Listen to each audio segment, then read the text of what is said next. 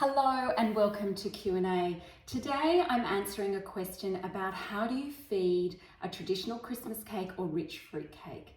Now, if you're going to store your rich fruit cake or traditional Christmas cake for more than a month, this is a really great technique to make sure that your cake retains as much moisture that it possibly can, but also it's going to add more flavor to your cake. And all you need to do is simply unwrap it. I've had mine wrapped in plastic wrap, then foil, and I've also actually had it storing in an airtight container just to retain as much moisture as possible.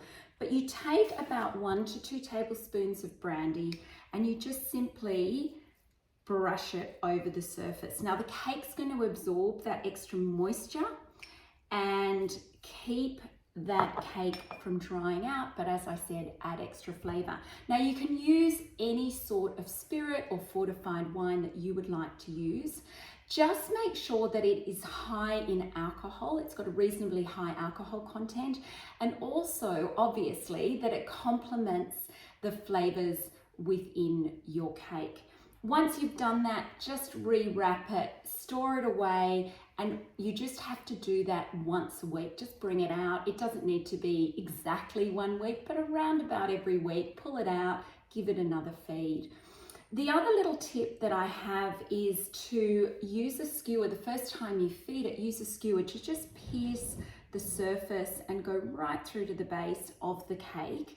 And that will allow the liquid to be absorbed by the cake more evenly. Do remember though that it can leave little visible holes on the surface of your cake, so if you prefer not to have those, then don't worry about it.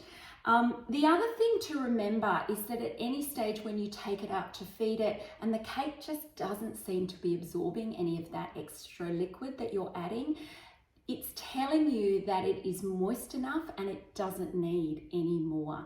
So just rewrap it, restore it, pop it away for about 2 weeks before then trying to feed it again.